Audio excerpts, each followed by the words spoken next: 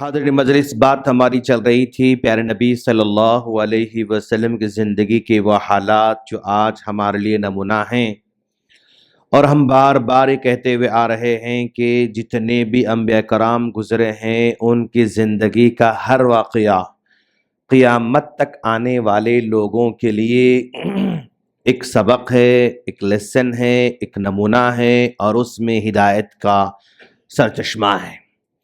ہم لوگ بات کر رہے تھے پیارے نبی صلی اللہ علیہ وسلم کے طائف کے سفر کے سلسلے میں، اور ہم نے کہا تھا کہ طائف کو اللہ کے رسول صلی اللہ علیہ وسلم چاہ رہے ہیں تو گویا خیر کے دروازے طائف والوں کے دروازوں کے پاس جا رہے ہیں۔ انہوں نے خیر کا انکار کر دیا، خیر کو رد کر دیا، اور جس کی وجہ سے وہ لوگ محروم ہو گئے، اور ان کے بجائے اللہ تبارک و تعالیٰ نے مدینے والوں کے حق میں خیر کے دروازے کھول دیا تھا، کیونکہ مدینے والوں نے خیر کا استقبال کیا اور انہوں نے اپنایا۔ اب ذرا دیکھیں کہ بھائی طائف والوں کے پاس اللہ کے رسول صلی اللہ علیہ وسلم خیر کی شکل میں چلے گئے۔ اب ہمارے پاس کیا خیر آئے گا؟ ہمارے پاس خیر آنے کا مطلب ہمارے پاس بہت سارے نیک عمل کرنے کے اپورچنٹیز آتے رہتے ہیں۔ یہ ہمارے لیے خیر کا پہلو ہے۔ اگر یہ مطلب نیک عمل کے اپورچنٹیز ہمارے پاس آ رہے ہیں تو اب ہمارے ہاتھ میں اس خیر کو اپنا لینا یا ریجیکٹ کر دینا۔ ہمارے سامنے ایک اپورچنٹی آتی ہے کہ بھئی فلاں جگہ مسجد کے لیے زمین خریدی جا رہی ہے، اپورچنٹی ہمارے سامنے آ گئی۔ طائف والوں کے سامنے نبوت آ گئی تھی تو انہوں نے رد کر دیا اور اس کو دھتکار دیا تو وہاں سے نکل گئی۔ اب ہمارے سامنے خیر کا ایک پہلو مسجد کے خریداری کا آ رہا ہے۔ اب آدمی جو بھلا چاہتا ہے اس میں کنٹریبیوٹ کرتا ہے اور خیر کو اپنا لیتا ہے۔ اگر وہ مسجد کے خریداری کا اعلان ہونے کے باوجود بھی نظریں چرا کے جاتا ہے، آگے بڑھ جاتا ہے، نظر انداز کر دیتا ہے، تو گویا اس نے خیر کو رد کر دیا، خیر کا انکار کر دیا۔ کبھی مدرسے کی شکل میں ہمارے پاس آتی ہے اپورچنٹی، کبھی مسجد کی تعمیر کے سلسلے میں اپورچنٹی آتی ہے، کبھی ہمارے خاندان میں کسی کے بیمار ہونے کی اطلاع ہوتی ہے اور وہ لوگ کچھ امید لگائے ہوئے رہتے ہیں، کبھی کبھی دبی زبان میں اظہار بھی کرتے ہیں، تو وہ خیر ہمارے سامنے آ رہا ہے۔ اب ہماری خوش نصیبی یہ ہے کہ اس کو آگے بڑھ کر لیں یا اس کو رد کر دیں۔ تو ہماری زندگی میں بے شمار اپورچنٹیز آتی رہتی ہیں۔ اب ذرا دیکھو، آپ یہ خیر ابو لہب کے گھر میں بھی گیا تھا، لیکن اس نے اتنا خطرناک انکار کر دیا کہ وہ زندگی میں بھی محروم اور اس کے بعد بھی محروم ہو گیا۔ ایک تو اللہ کے رسول نے دعوت دی تھی، لیکن کیا کہا؟ تبّن لک یا محمد الیہذا جمعتنا، محمد تم برباد ہو جاؤ، یہ باتیں بولنے کے لیے ہم کو جمع کیے ہوئے ہیں، رد کر دیا تھا۔ اور آلریڈی نبوت کے ملنے سے پہلے ابو لہب کے گھر میں خیر پہنچ چکا تھا۔ کیسے؟ اللہ کے رسول صلی اللہ علیہ وسلم کی دو پیاری پیاری بیٹیاں ابو لہب کی بہو تھی۔ ابو لہب کے دو بیٹے عتبہ، عتیبہ۔ عتبہ کو اللہ کے رسول نے اپنی بیٹی حضرت رقیہ رضی اللہ عنہ کو دے دیا تھا نکاح میں۔ عتیبہ کو ام کلثوم رضی اللہ تعالیٰ عنہ کو دے دیا تھا ان کے نکاح میں۔ جب نبوت کا اعلان ہوا، اللہ کے رسول نبی بن گئے، تو ابو لہب نے اپنے بیٹوں سے کہا، اب ان کی اماں ہندہ نے ان کے بیٹوں سے کہا کہ تم لوگ اگر محمد کی بیٹیوں کو طلاق نہیں دو گے تو ہم تم سے اپنا تعلق ختم کر لیں گے، تم ہمارے بچے نہیں ہو، تم ہمارے بیٹے نہیں ہو، ہم آنکھ کر دیں گے، تمہیں ہکال دیں گے۔ تو انہوں نے اپنے بچوں پر پریشر ڈال کر اللہ کے رسول کی بیٹیوں کو طلاق دینے لگا دیا۔ خیر گھر میں آیا تھا لیکن اس کے باوجود اس نے ہکال دیا۔ تو یہ خیر کو رد کرنے کی صورت میں، خیر کو مطلب دھتکارنے کی شکل میں، اللہ تعالیٰ ابو لہب کو ایسی موت اس کو دیا کہ بھئی ایسی بیماری آئی کہ اس بیماری کی حالت میں آدمی مر جا رہا ہے تڑپ تڑپ کے، کوئی بچہ اس کے پاس آنے کے لیے تیار نہیں، کوئی بیٹا اس کے پاس آنے تیار نہیں، کوئی رشتہ دار آنے کے لیے تیار نہیں، اسی حالت میں تڑپتے تڑپتے بیماری میں مر جاتا ہے، اس کے باوجود لوگ دفن کرنے تیار نہیں۔ ابو لہب کے بیٹے اس کو دفن کرنے تیار نہیں، جسم پڑا ہوا ہے، سڑتے سڑتے سڑتے جا رہا ہے۔ اب آخرکار بچوں نے دیکھا کہ سب لوگ لان تان کر رہے ہیں کہ بھائی تم کب تک یہ سڑی ہوئی گندی چیز مطلب گھر میں رکھو گے، نکال کے پھینکو۔ تو بچوں نے لکڑیوں سے ڈھکیل ڈھکیل کر، گڑھے میں ڈال کر، پتھر ڈال کر دفن کیا۔ خیر کا انکار کرنے والا، اچھائی کا انکار کرنے والا کس قدر وہ ذلیل ہو جاتا ہے۔ اچھا، پریشر میں آ کر اس نے کیا کیا تھا، اپنے بیٹوں سے کہا کہ تم لوگ اب جو ہے نبی کی بیٹیوں کو طلاق دینا اور ختم کر دینا۔ تو ایک دو بیٹے تھے نا، عتبہ تھا، عتیبہ تھا۔ عتبہ نے ٹھیک ہے طلاق دے دیا، چھوڑ دیا، اوکے۔ عتیبہ نے کیا کیا، اللہ کے رسول کی بیٹی ام کلثوم رضی اللہ عنہا کو طلاق ہی نہیں دیا، بلکہ اس نے نبی کے سامنے آ کر نبی کی توہین کی اور چہرے پہ تھوک دیا۔ بھئی خیر تمہارے پاس آیا تھا، لیکن تم نے خیر کو رد کر کے نبی کے چہرے پر تھوکا۔ تو اللہ کے رسول صلی اللہ علیہ وسلم نے کہا اللہم سلط علیہ کلبا من کلابک، اے اللہ اس نے میری بیٹی کو طلاق دیا، ساتھ ساتھ میرے چہرے پر تھوکا بھی، میری توہین کی، اے اللہ تو اپنے کتوں میں سے ایک کتا اس پر مسلط فرما۔ اللہم سلط علیہ کلبا من کلابک، تو اپنے کتوں میں سے کتا اس پر جو ہے مسلط فرما۔ یہ جب بددعا دی تو ابو لہب کو اس بددعا پر اتنا یقین تھا کہ وہ ہمیشہ اپنے بیٹے کو پروٹیکشن دیتا تھا، ہمیشہ اپنے بیٹے کو محفوظ رکھنا چاہتا تھا۔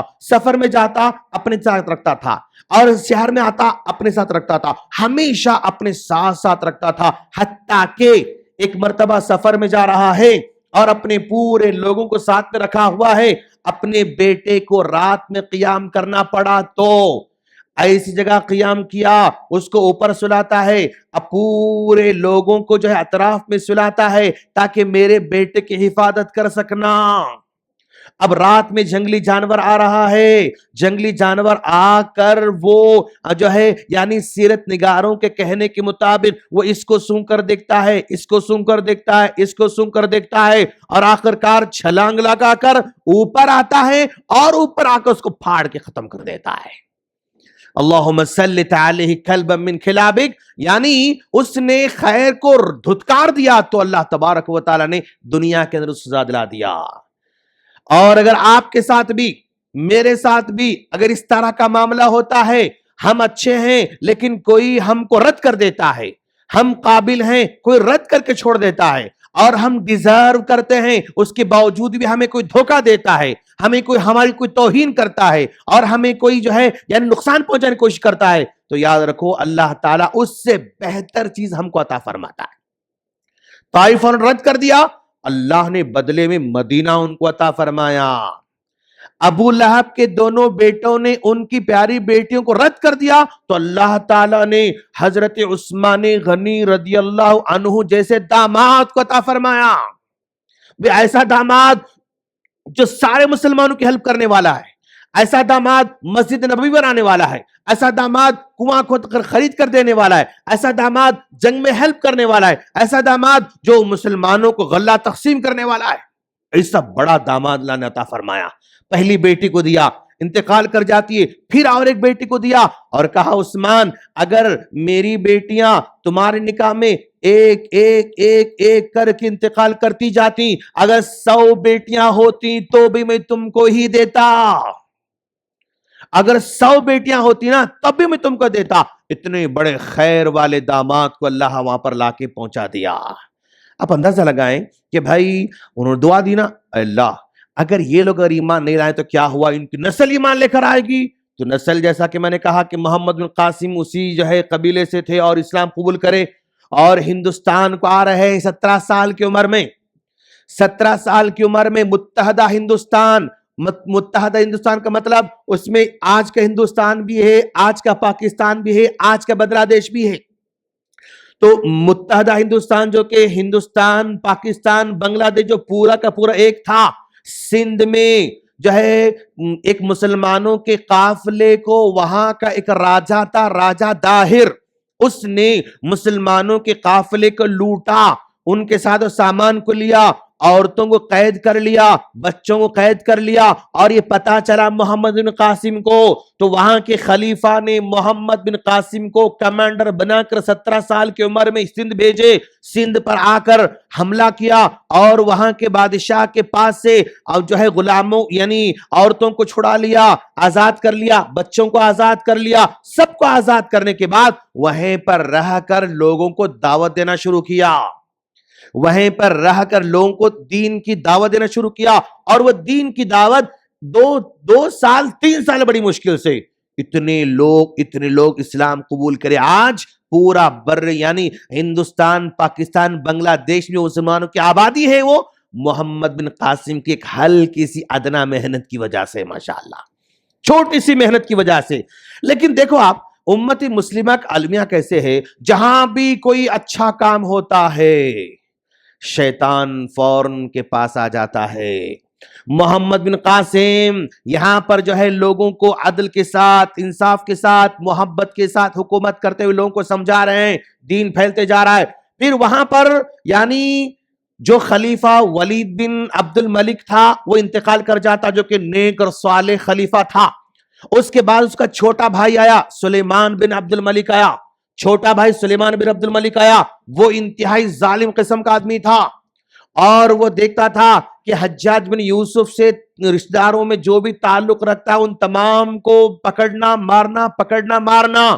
تو اس نے دیکھا محمد بن قاسم یہاں پر کام کر رہا ہے، محمد بن قاسم کو اسی 1 2 3 سال کے درمیان واپس بلا لیا، واپس بلا کے قید خانے میں ڈال دیا، قید خانے میں ڈال کر اتنی تکلیف کہ وہ بس 1 2 سال میں ان کو شہید کر کے چھوڑا۔ محمد بن قاسم جو ہندوستان کو دعوت لے کر آئے تھے، 17 سال میں یہاں سے نکلے، اور بس 22 سال 21 سال 22 سال کی عمر میں ان کو شہید کر کے چھوڑا جاتا ہے۔ وہ ایک نوجوان جو بڑی مشکل سے 2 3 سال میں اتنا بڑا خیر پھیلایا، لیکن اس خیر کو روکنے والا سلیمان بن عبد الملک نکلا، مسلمانوں میں سے ہی نکلا، اور واپس بلا دیا، بلا کے شہید کر کے چھوڑا۔ 21 سال 22 سال کی عمر میں نوجوان کو شہید کر کے چھوڑ دیتا ہے۔ یہ امتی مسلمہ کا المیہ ہے۔ کبھی باہر والا اس کو روک دیتا ہے، کبھی اندر والا اس کو روک دیتا ہے، کبھی بازو والا اس کو روکتا ہے، کبھی پڑوسی اس کو روکتا ہے۔ جہاں بھی خیر ہوتا ہے وہاں پر لوگ اس خیر کو آگے بڑھانے کے بجائے اس کو گرانا چاہتے ہیں، اس کو دبانا چاہتے ہیں۔ سلیمان بن عبد الملک کے اس حالت کی وجہ سے محمد بن قاسم جیسا عظیم فاتح جو ہے بس 21 سال 22 سال کی عمر میں وہ اللہ کو پیارے ہو جاتے ہیں۔ خلاصہ کلام یہ ہے ہمارا کہ اللہ تبارک و تعالی زندگی میں ہمارے سامنے بہت سارے خیر کو لاتا ہے، دروازوں پر روک دیتا ہے۔ اب ہماری خوش نصیبی ہے کہ آدمی خیر کو اپنائے یا رد کر دے۔